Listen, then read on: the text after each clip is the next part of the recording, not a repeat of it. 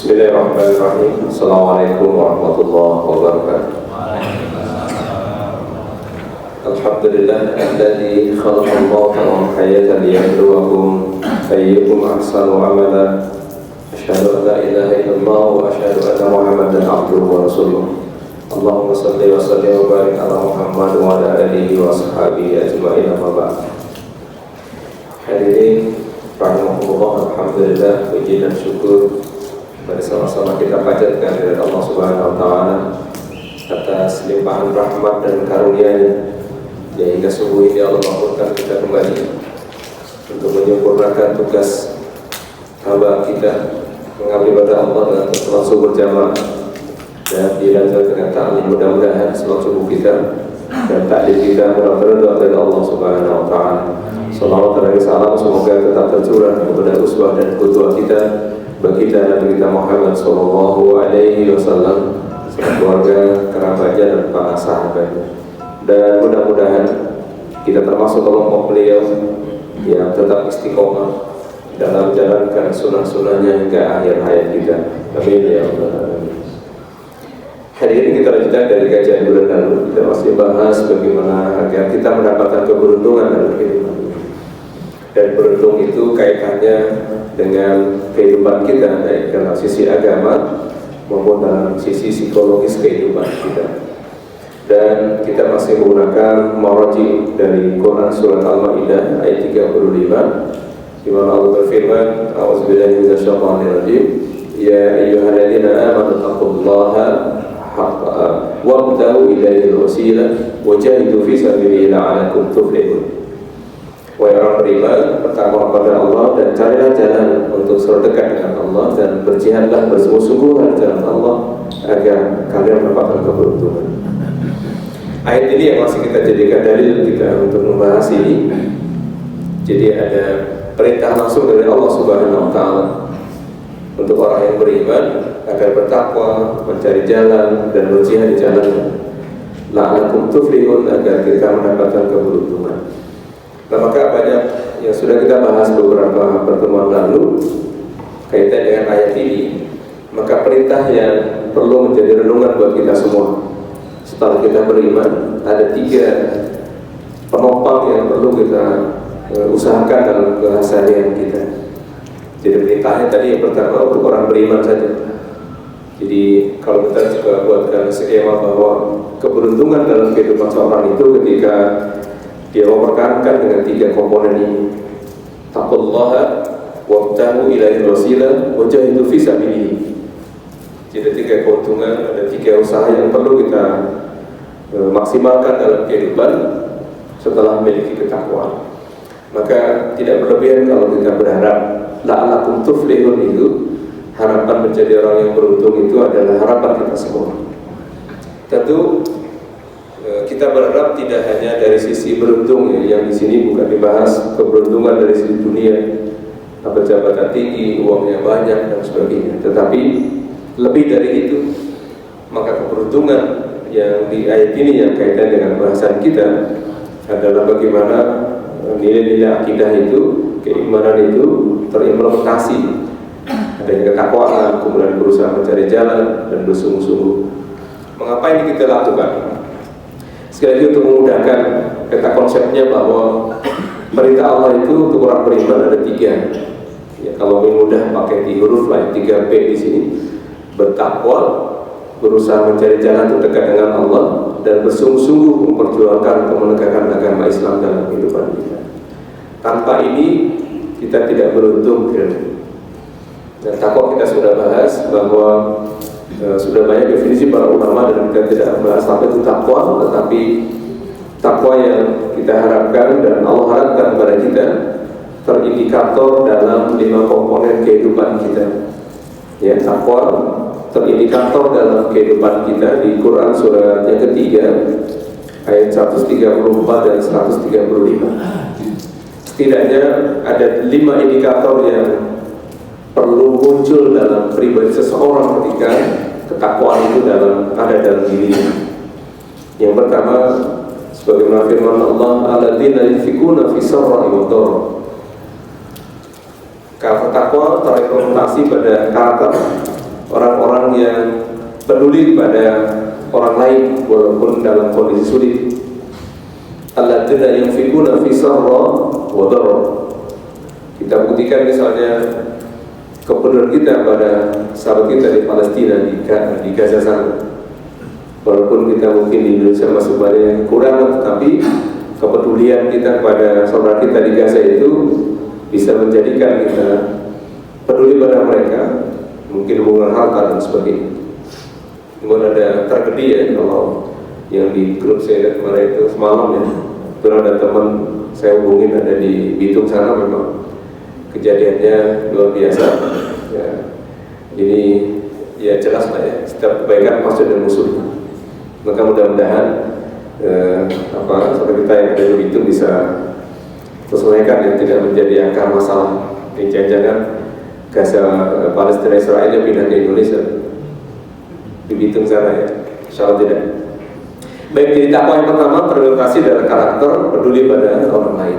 Yang kedua, karakternya dalam kehidupan yang perlu kita garis bawahi. Takwa itu adalah wal kaziminul ghadab, orang yang bisa menahan emosinya, menahan amarahnya, menahan gejolak yang negatifnya dalam dirinya. Yang ketiga adalah wal afina anin nas. Orang takwa itu ya orang yang bisa mengendalikan amarahnya, bisa memaafkan orang lain. Kemudian zakarullah, dia selalu banyak berzikir pada Allah, wastaghfaru, dan dia berbanyak istighfar pada Allah Subhanahu wa taala. Maka takwa yang tentu saja harapan kita semua, karena tujuan dari ibadah kita dalam rangka menaikkan predikat iman menjadi muttaqin tentu saja. Itu yang sudah kita bahas, bahwa ketakwaan itu modal langkah kedua setelah kita memiliki keimanan. Jadi pendekatannya kalau kita coba buatkan peta konsepnya pada bagian ini, bahwa perintah untuk orang yang beriman pada ayat ini ada 3, yang tentu saja ini banyak membahas nanti secara kurikulum. Kalau dibuatlah semacam kurikulum kajian kita, bahwa 3 peta konsep ini akan sangat panjang kita kaitan ketakwaan dan berusaha mencari jalan mendekat dengan Allah Subhanahu wa taala. Tentu banyak jalan yang dilalui, tapi kita coba pilih dari jalan-jalan itu yang bisa mengantarkan kita untuk dekat dengan Allah Subhanahu wa taala. Jadi ketakwaan sekali lagi modal utama, modal dasar setelah keimanan, yang mudah-mudahan kita bisa mengimplementasikannya. Dan langkah-langkah praktisnya takwa itu yang paling mudah dan ini cukup berat adalah langkah untuk menjaga amal harian kita. Kita sering ulang-ulang kehasian ini, tapi mudah-mudahan ini bisa manfaat buat saya, kita semua. Bagaimana menjaga ketakwaan kita dengan 4 amalan yang perlu dijaga dalam kehidupan kita. Sebagaimana firman Allah dalam Quran surat ke-51 ayat 15 sampai dengan 19. Bahwa amal itu, kalau tadi ada 5 karakter indikator yang disebutkan dalam surat Ali Imran 134 dan 135, maka ada langkah implementatif amal harian yang perlu dijaga kalau kita ingin menjadi orang bertakwa yang sesungguhnya. Apa itu? Allah ceritakan bahwa indikator takwa itu suksesnya nanti, keberuntungannya di akhirat mendapatkan surga. Maka Allah berfirman di surat Az-Zariyat surat ke-51 ayat ke-15, innal muttaqina fi jannati wa 'uyun. Sungguh orang bertakwa itu nanti tinggal di surga. Tentu keberuntungan besarnya kenapa Allah suruh kita setelah beriman bertakwa, karena hanya orang bertakwa yang tinggal di surga nanti, Pak. Jadi di akhirat itu hanya ada 2 tempat. Kalau tidak surga ya neraka. Kita tinggal pilih. Kalau kita orang beriman, tentu saja harapannya tadi, kenapa Allah suruh kita yang pertama bertakwa pada Allah, karena tidak ada balasan takwa kecuali surga nanti. Nah, maka digambarkan di surat Az-Zariyat, innal muttaqina fi jannati wa 'uyun. Nanti orang bertakwa itu tinggal di surga. Apa yang mereka lakukan? Akhidina ma atahum rabbuhum. Mereka menikmati hasil. Ya, atahum itu mereka menikmati apa yang diusahakannya. Jadi innahum, mereka adalah orang yang tadi bertakwa itu, innal muttaqina fi jannati wa 'uyun akhidina ma atahum rabbuhum. Mereka menikmati hasil. Jadi kalau hari kita capek-capek lagi lagi subuh-subuh, apalagi sekarang subuhnya lebih cepat gitu. Biasa jam 4 baru bangun itu, kalau subuh setengah 5 itu masih ada spare waktu untuk qiyamul lail. Sekarang subuhnya jam 4 lebih 4 menit ya. Masya Allah. Jadi kalau kita bangun setengah 4 itu kayaknya waktu cepat sekali. Nah, bagi orang yang tidak bertakwa ini keluhannya luar biasa. Tapi insya Allah orang bertakwa itu, karena tadi ya, kita sedang menjalankan usaha karena nanti hasilnya di akhir. Maka tadi Allah sebutkan innal muttaqina fi jannatin wa 'uyun akhidina ma atahum rabbuhum, mereka menikmati hasil. Nah, bocorannya yang Allah berikan kepada kita agar kita mengapa harus menjaga takwa itu, motivasi pada kita bahwa ada orientasi hidup nanti yang lebih panjang, lebih abadi.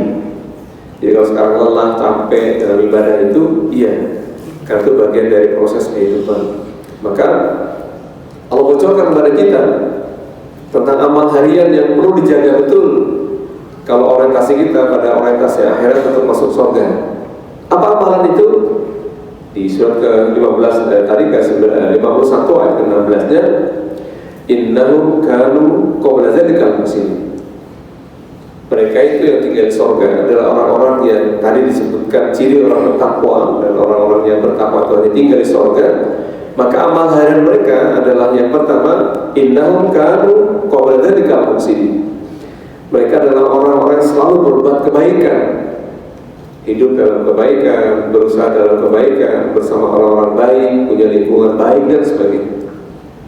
Dalam pendekatan psikologi pendidikan misalnya, bahwa dampak pengaruh negatif pada pribadi anak itu akan berdampak luar biasa.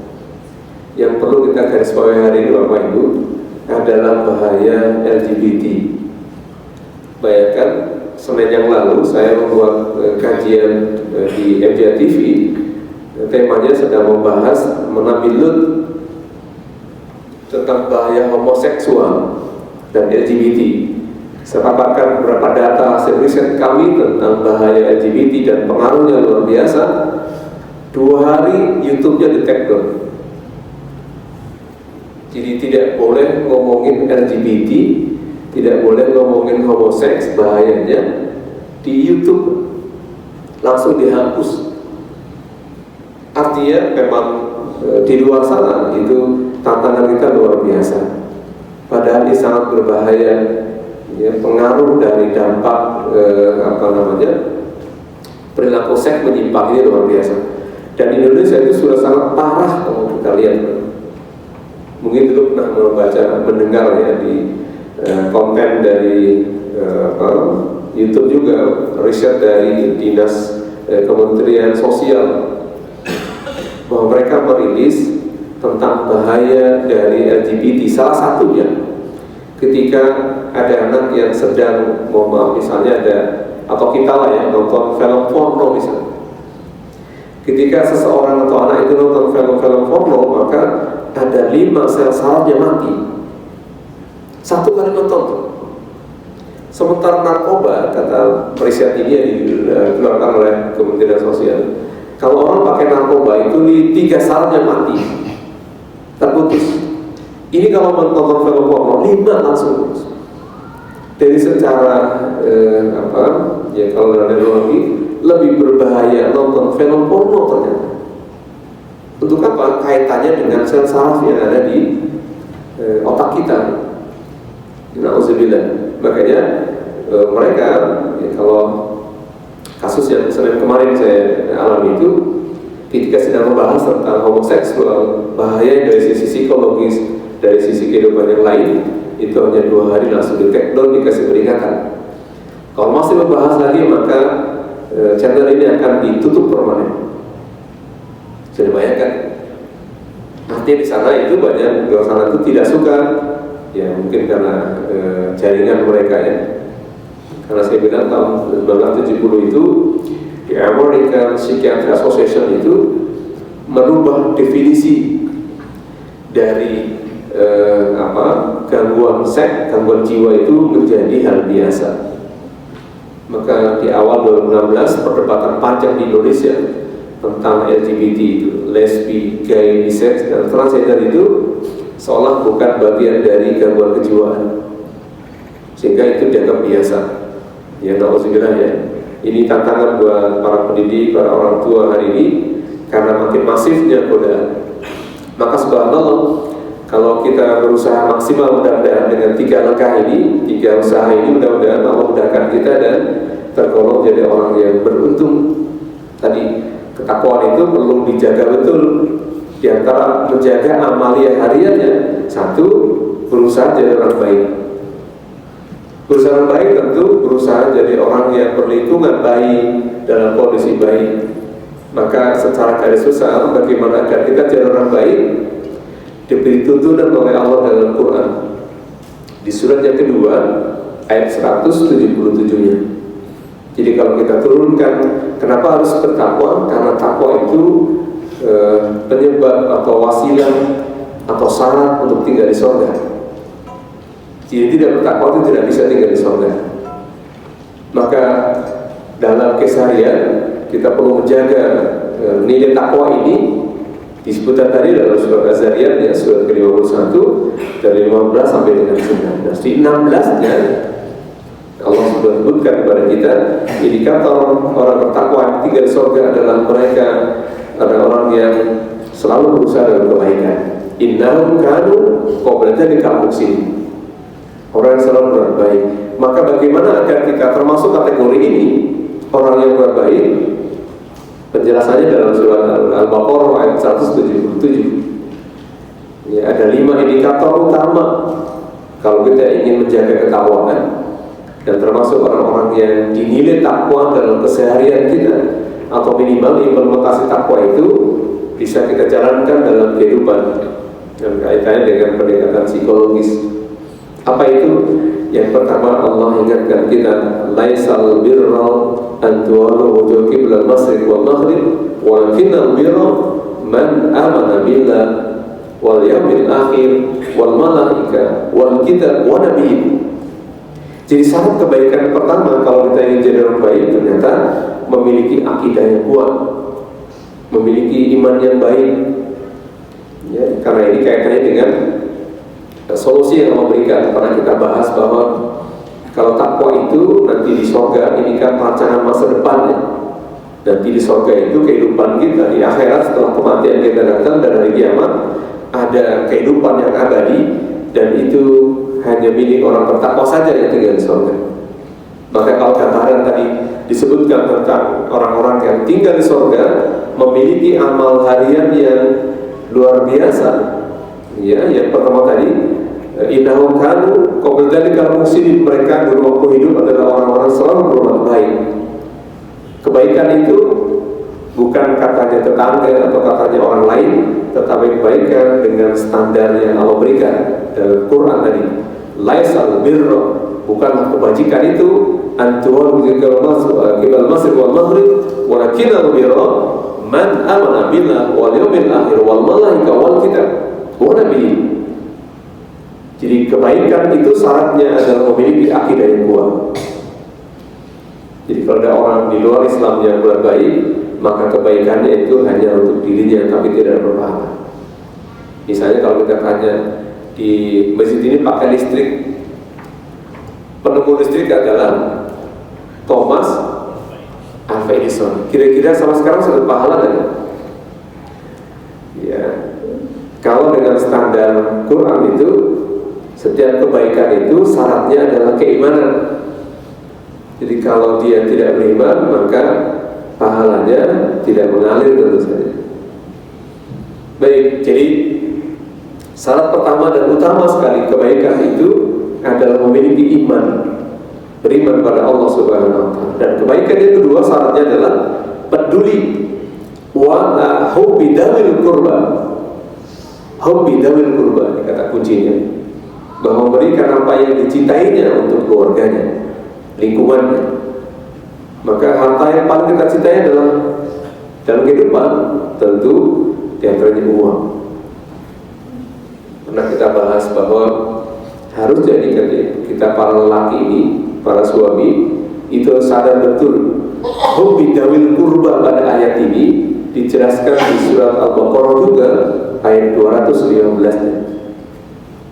Ini kaitannya dengan manajemen rumah tangga sebenarnya, manajemen keuangan di rumah, terutama buat para suami. Jadi syarat yang kedua orang baik itu adalah wa'atahu bidawil kurba, dia peduli kepada dawil kurba. Siapa dawil kurba itu?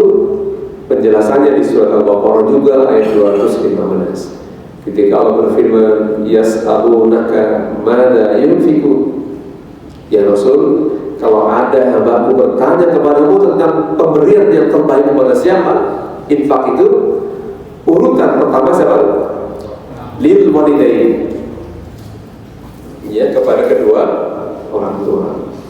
Kalau kita renungkan kira-kira selama kita bekerja dan setelah menikah, ada jatah nggak buat orang tua kita? Nah, kalau tidak ada jatah, kira-kira makna ayat ini apa?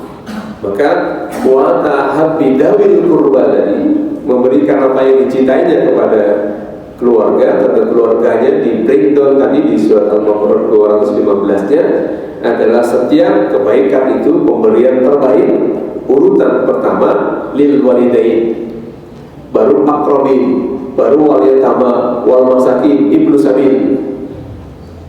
Jadi ternyata urutan pertama infak, pemberian terbaik dari seorang anak adalah orang tua walaupun dia sudah menikah. Maka mudah-mudahan kita sebagai para suami punya manajemen keuangan yang bagus, ditopang oleh istri yang juga paham manajemennya.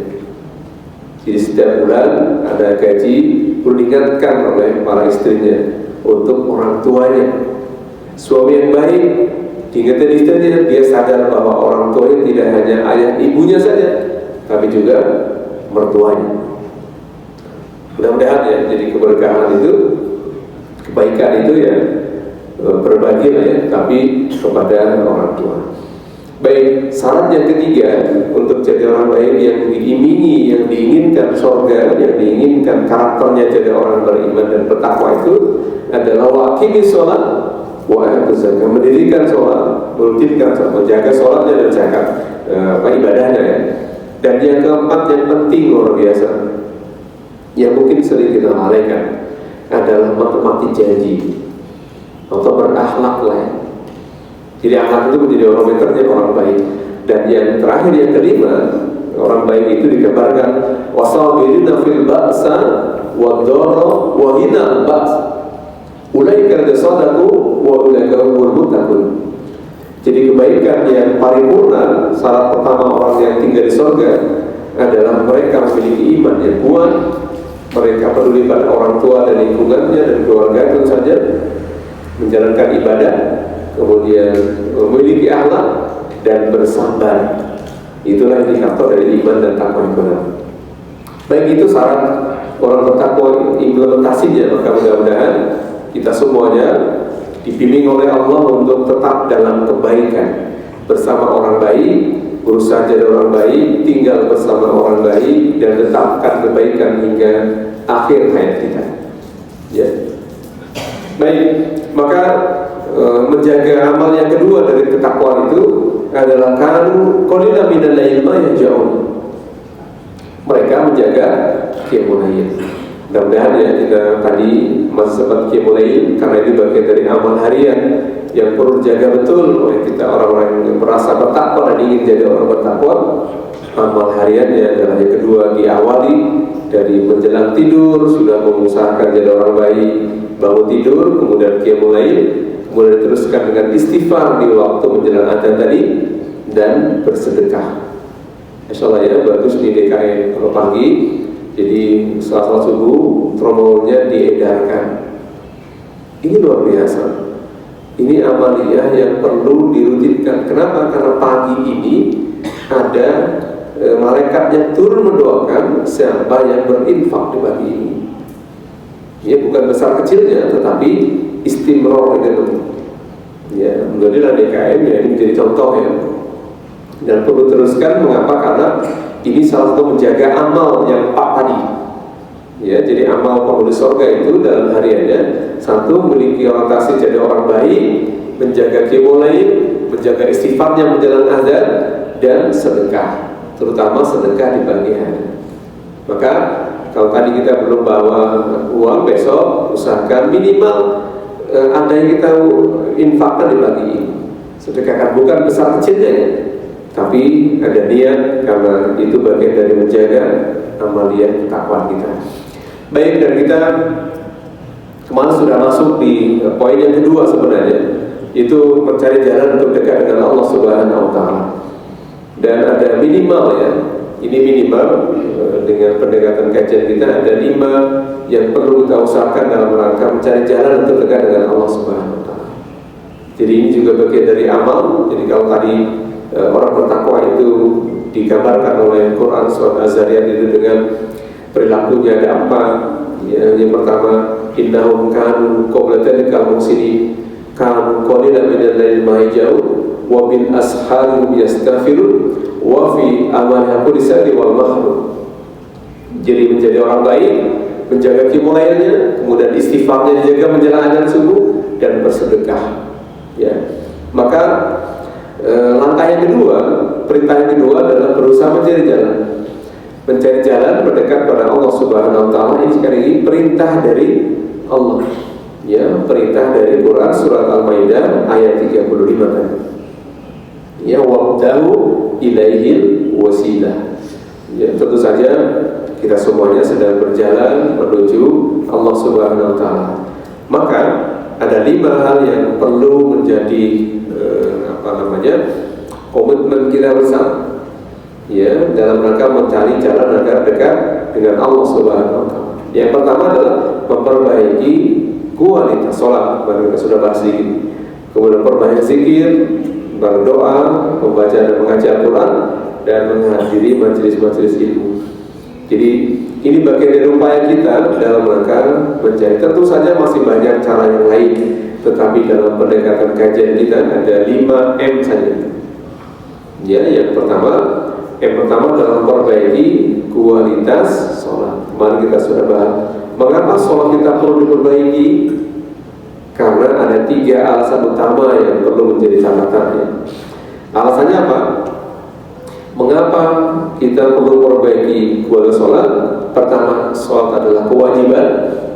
Ingat ya, sholat bukan diwajibkan, tapi level sudah naik menjadi kewajiban. Ya, surat An-Nisa ayat 103. Inna sholata kanat 'alal mu'minina kitaban mawquta.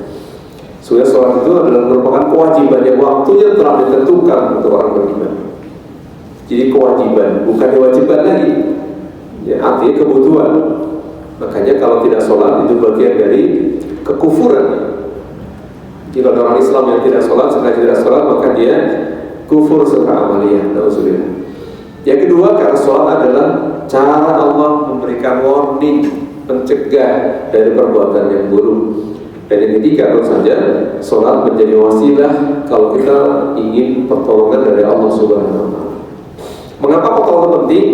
Tentu saja kita semua adalah hamba Allah yang dalam kehidupan kita banyak cobaan, banyak ujian, ya, banyak problem yang kita hadapi. Baik masalah-masalah kaitannya dengan kehidupan rumah tangga, kehidupan bermasyarakat, bekerja dan sebagainya. Bahkan di lembaga kami itu belakangan yang paling banyak berkonsultasi, terutama masalah keluarga. Kadang-kadang kami mohon maaf misalnya banyak yang belum terlayani. Bahkan kemarin 10 keluarga, ada 10 orang yang datang untuk bisa konsultasi, tapi keterbatasan waktu ya kadang-kadang yang belum bisa kami layani. Tapi setidaknya ini gambaran bahwa kalau kita coba membuat peta ayat ini, ternyata Allah sudah berikan wasilah Bapak Ibu. Kalau kita sedang punya problem, sedang punya masalah, maka ada usaha 2. Wasta'inu bis-sabri was-shalah.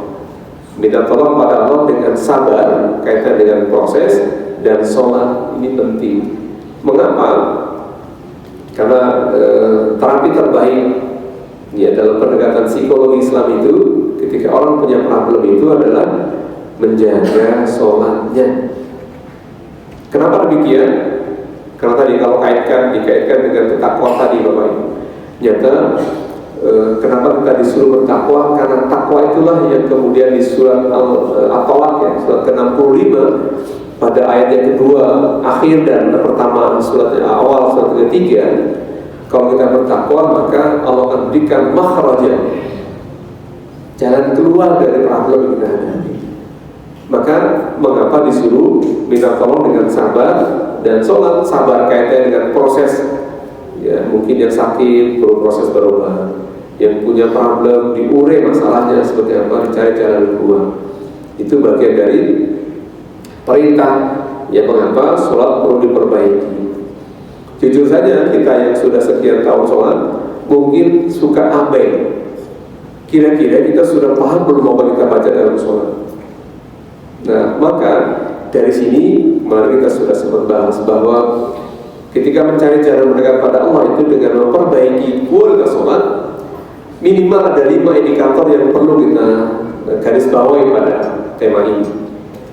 Itu bagaimana sholat dengan ilmu, sholat dengan kecintaan, sholat dengan kesadaran, sholat dengan ikhlas, dan sholat dengan khusyuk. Jadi mengapa perlu diperbaiki kualitas sholat? Karena tadi 3 alasan ya.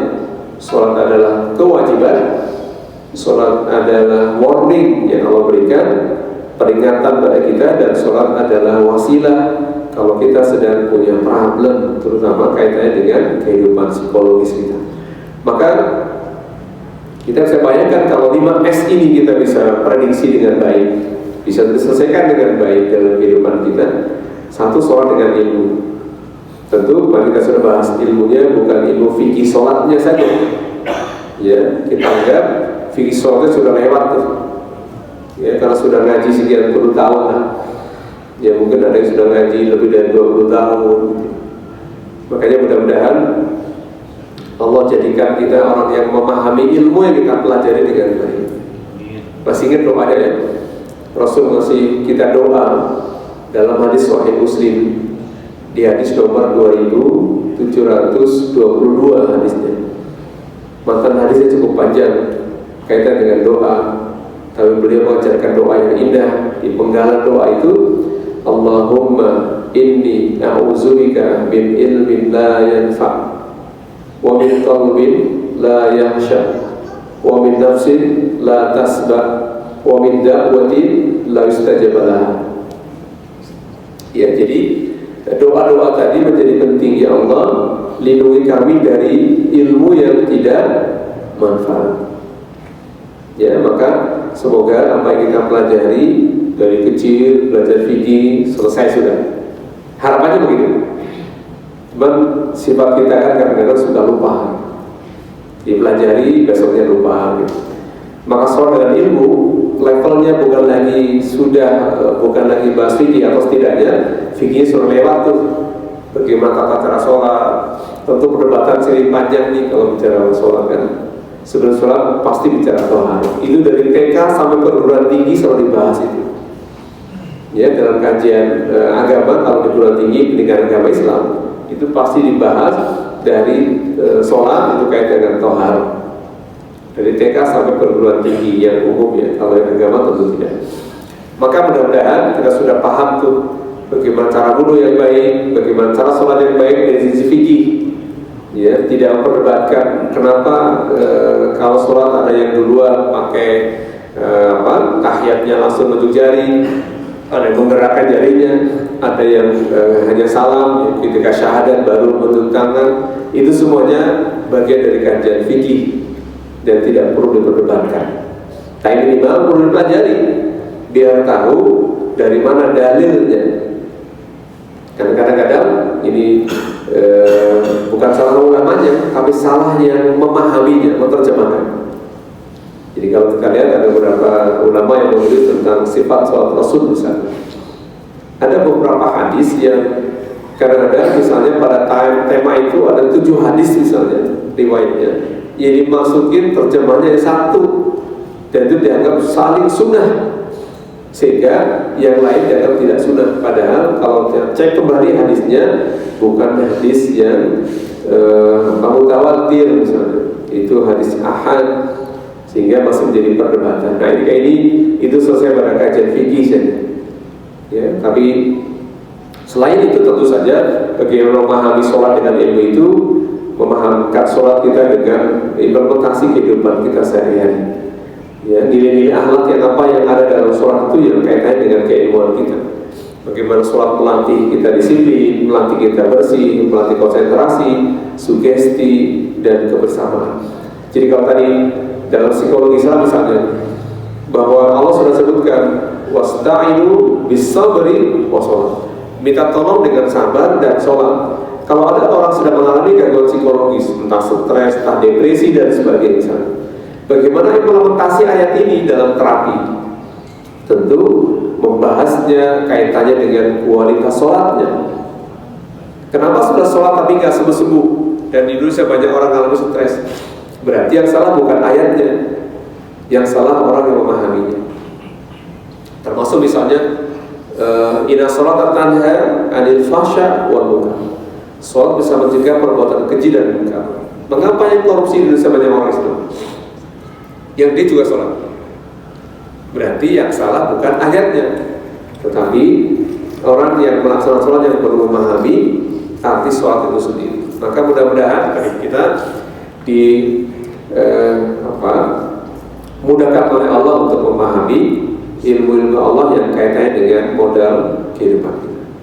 Baik, ada 5 ya yang kita bahas pada hari ini tentu saja. Kalau kemarin kita sudah bahas bagaimana sholat dengan ilmu, yaitu melatih pada 5 komponen. Ya, sholat dengan ilmu yang kita bahas, tidak lagi membahas fikihnya tapi sudah lewat. Kaitannya bukan tidak penting tapi sangat penting fikih itu. Tetapi yang kita bahas pada pendekatan sisi psikologi ini kaitannya dengan bagaimana nilai akhlak yang terkandung dalam ibadah sholat. Yang pertama, dilatih kedisiplinan. Maka dalam kehidupan disiplin itu sangat penting ya. Ngatur waktu, ngatur termasuk sekarang ya waktu sholatnya lebih cepat. Tentu kalau nggak disiplin tidurnya, nanti bangun bisa nggak konsentrasi dan ngantuk misalnya. Yang kedua, latihan kebersihan. Yang ketiga, konsentrasi. Ini ya, ketika orang sedang diterapi misalnya, atau kita nanti mungkin sudah menghadapi proses psikologis atau problem kehidupan, entah kita mengalami kecemasan, entah mengalami kegelisahan, entah mengalami sedih dan sebagainya, maka sholat itu melatih kita konsentrasi sebenarnya. Nanti kenapa di akhir kita bahas dan khusyuk. Kemudian sugesti kebaikan, ini juga bagian dari sholatnya. Kemudian yang kelima adalah melatih kebersihan. Baik, kita sudah masuk itu dan ini yang kedua, sholat dengan kecintaan. Kita sudah bahas kemarin juga bagaimana perbaiki kualitas sholat kita dengan sholat dengan kecintaan. Karena sholat adalah kewajiban, maka mudah-mudahan kita bisa menghadirkan mahabbah kita kepada Allah Subhanahu wa Ta'ala dengan sholatnya. Para sahabat dulu ada beberapa riwayat ketika terluka dalam sebuah peperangan, dalam sebuah jihad, ketika ingin menarik anak panah yang menancap dalam tubuhnya, mereka sholat dulu. Artinya apa? Level mereka, subhanallah ya, sudah level mahabbahnya sangat tinggi. Kalau kita kadang-kadang sholatnya masih sekedar gugur kewajiban gitu. Baik, jadi menanamkan kecintaan kepada Allah Subhanahu wa Ta'ala, jadi yang penting. Dan yang ketiga, kemarin kita sudah bahas bagaimana sholat dengan kesadaran. Jadi mudah-mudahan Allah memberikan kesadaran kepada kita, maka wa kana ala kulli syai'in rizqa.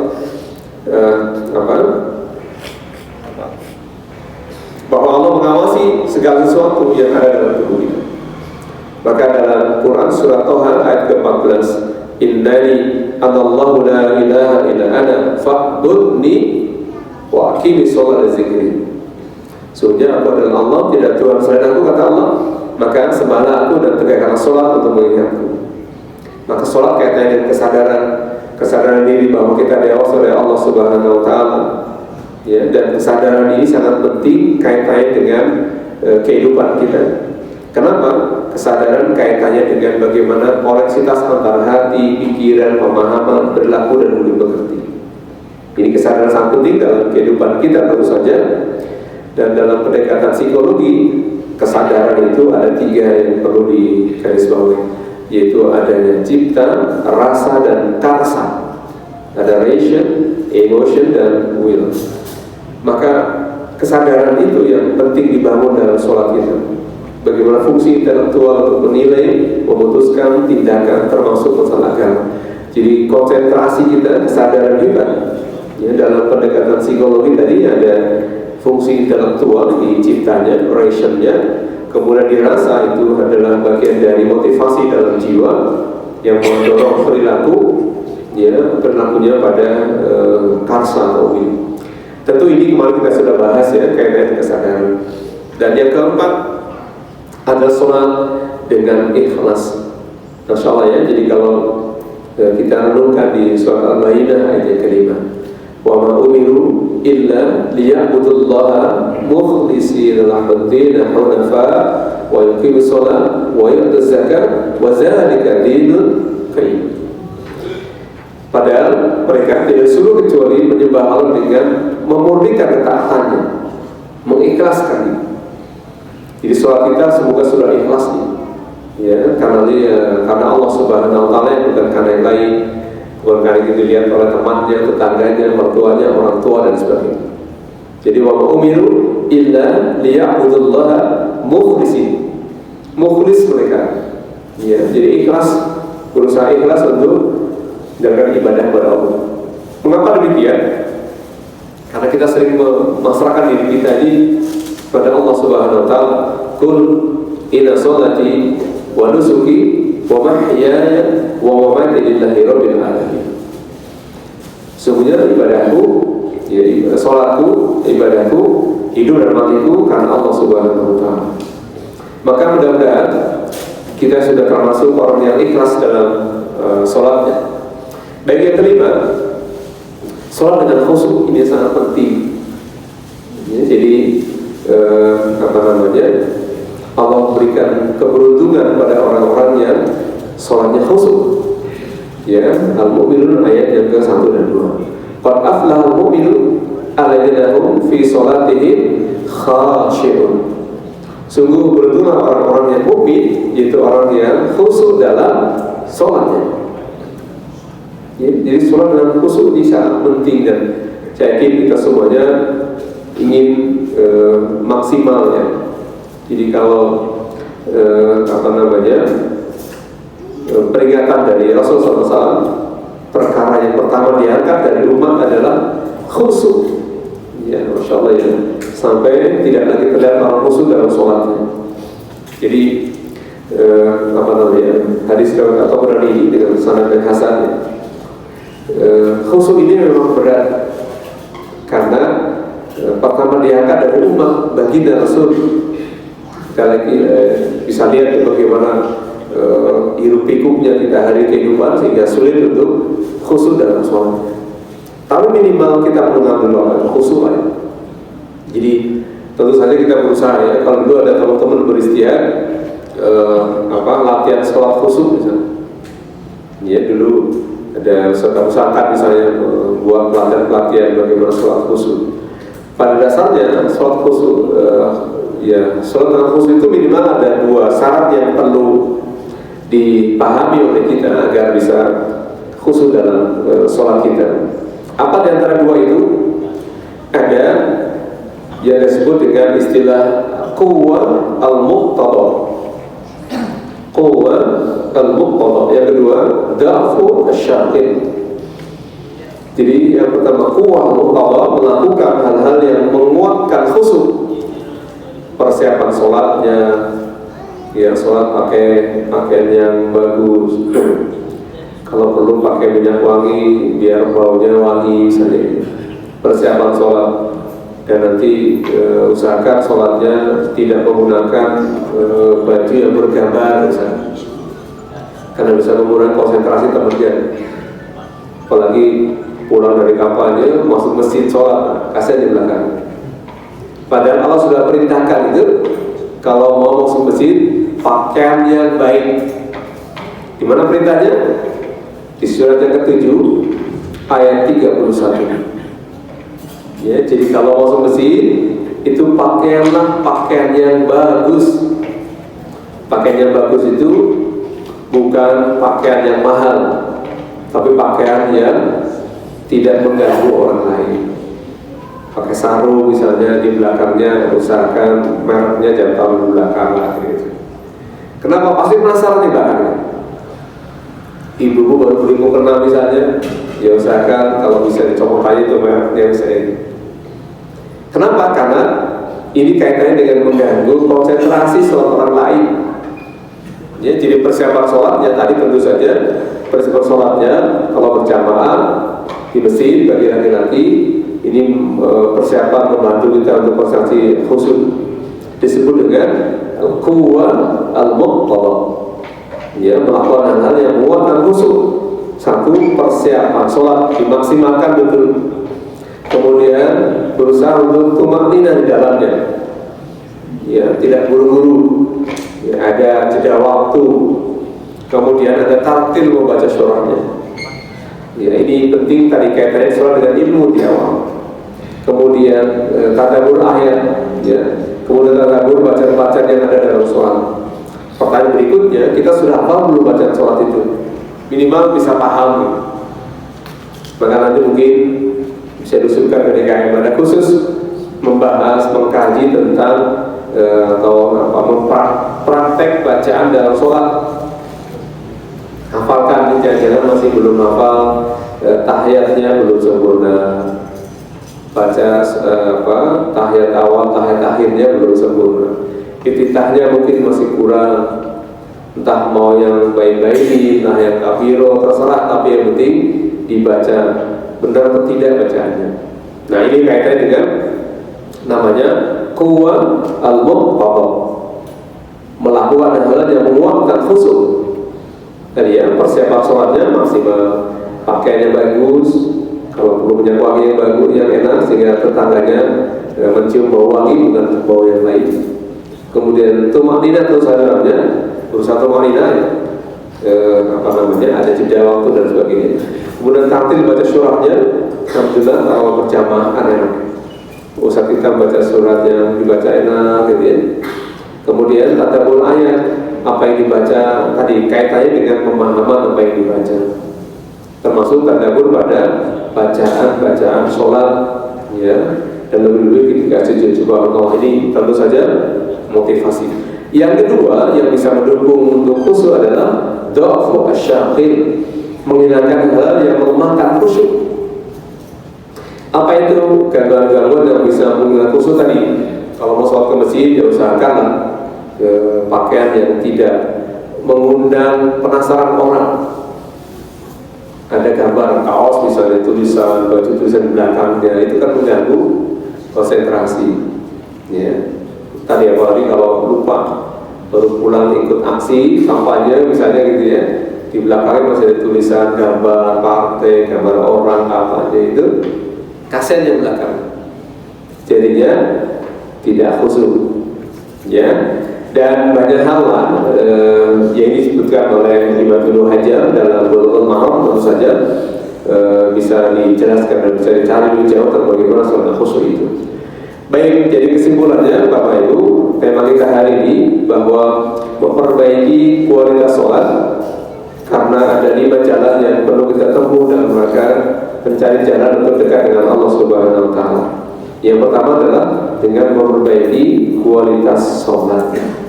Mudah-mudahan kita termasuk orang yang sudah bagus di sholatnya, ya, sudah bisa baca dengan baik, bisa mengerti, dan kalau perlu nanti mungkin perlu Sanjo menjadi latihan bersama saat ya, bisa lah ya, tes bacaan sholat misalnya, kayaknya bagus Bapak. Tes bacaan sholat masing-masing, ya, kira-kira sudah benar belum? Kalau malu ya pakai kelompok lah, dibuat bagi berapa gitu ya, untuk mengetes bacaan sholat, untuk mengulang kembali, mereview kembali. Jangan-jangan bacaan sholat kita belum benar, kan kepentingan kita juga, ya. Jadi kalaupun malu ya di rumah sendiri baca apa yang kita baca, ya. Setelah bacanya benar, baru bisa memaknai bacaan itu, baru bisa membantu kita untuk khusyuk, ya. Baik, ini yang kita bahas pada hari ini. Jadi insya Allah nanti bisa kita lanjutkan pada M yang kedua, M ketiga, dan M yang selanjutnya. Dari 5 M ini Semoga Allah mudahkan kita untuk terus memahami ilmu-ilmu Allah, bisa menguatkan keimanan kita dan meraih ketakwaan kita kepada Allah Subhanahu wa Ta'ala. Baik, sebelum saya akhiri ada mau ditanyakan? Atau sudah pas ya? Pas, karena sudah ada yang nunggu rupanya. Baik, mari kita sempurnakan dengan membaca doa kafaratul majelis. Subhanaka Allahumma wa bihamdika asyhadu an la ilaha illa anta